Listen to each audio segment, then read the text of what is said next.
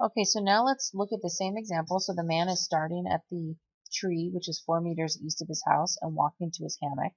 But now we know that it takes him, when he walks from here to here, it takes him 6 seconds. So now I can start to describe his velocity because I know what his displacement is and I know how long that displacement is taking him. So I can start to talk about velocity. And there's two different ways we can start to describe his velocity as a vector and in terms of the x and y components of velocity. Um, so one way we can do it is we can start with that displacement vector that we had before. So here's the displacement vector written in terms of its components, and here it is written in terms of its magnitude and its direction. So I'm going to focus on looking with the magnitude and the direction. Now normally we do all of the math with vectors in component form because whenever you add or subtract vectors, you have to add and subtract in component form. You can only add x components together with each other, and you can only add y components together with each other. So almost all the math we do with vectors is in component form. However, the one thing that you can do with a vector in vector form is multiply, and multiply a vector by a scalar number. So we can do that really quickly with velocity to figure out the velocity in this case. Let me show you what I mean. This is what the man walked. He walked from here to here. He walked a total of 5 meters, and we know that he walked those 5 meters in 6 seconds. So you can just figure out off the top of your head, if you walk 5 meters in 6 seconds, what is your velocity? You can just do that in your head.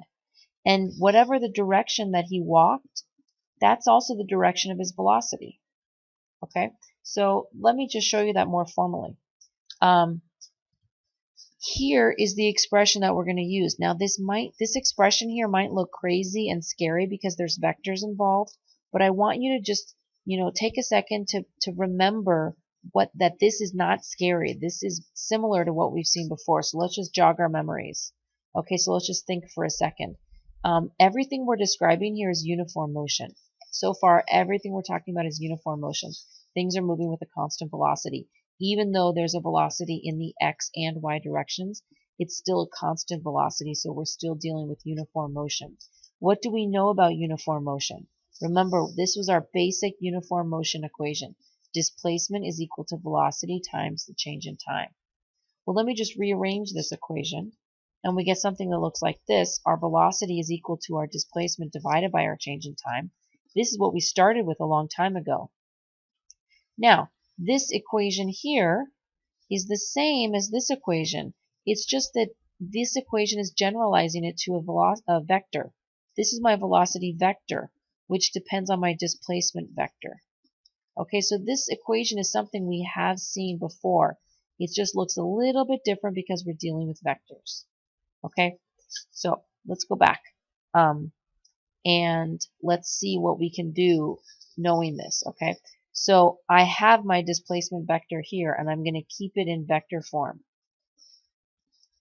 This movement of 5 meters took me 6 seconds. So when you multiply a vector, which I have here, by just a number, all that it does is you just take that number and multiply the magnitude by that number. So I'd just be doing 5 times 1/6, or 5 divided by 6, which is 0.87. And that comes back to what I said before. This man walks a total of 5 meters in 6 seconds. What's his velocity? It's 0.87 meters per second, because that's 5 divided by 6. And what's the direction of his motion? It's 37 degrees northwest. His velocity is in the direction of his displacement. Doesn't that make sense?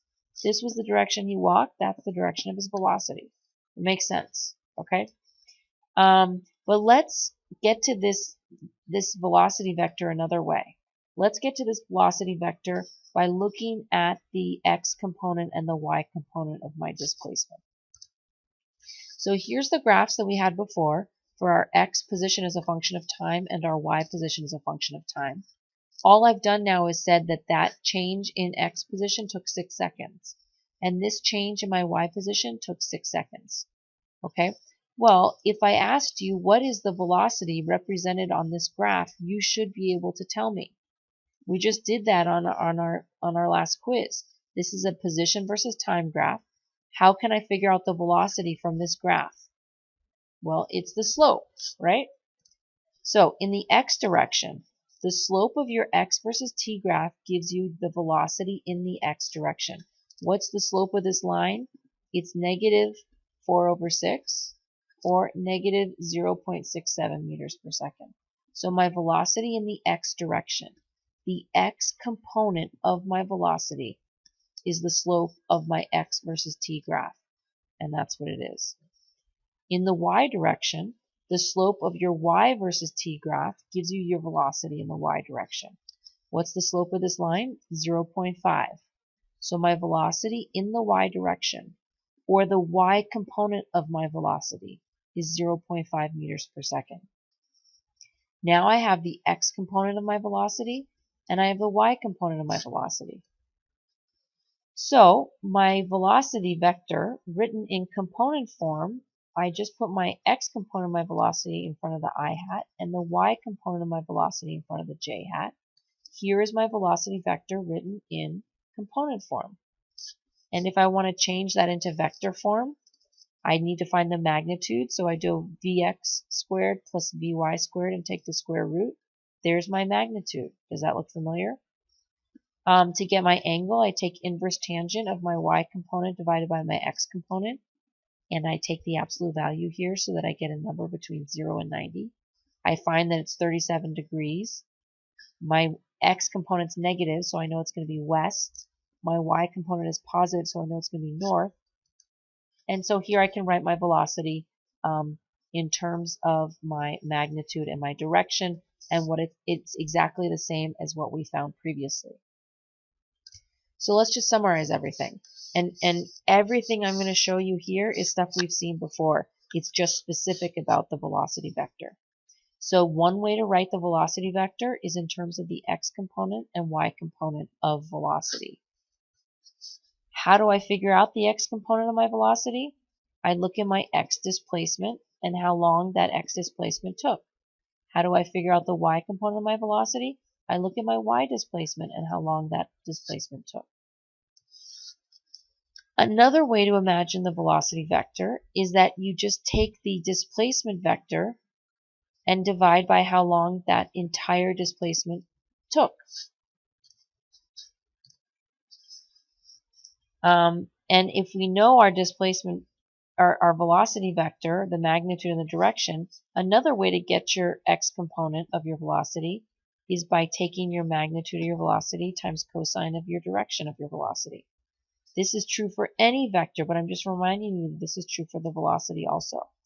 Okay, so all these relationships we've seen before about x components and magnitudes and y components and magnitudes and directions, they all are still true. The newest little piece is just recognizing that what we've said before for the x direction can give us the x component of our velocity. And what we've said before for the y direction can give us the y component of our velocity. So we're going to practice this a lot.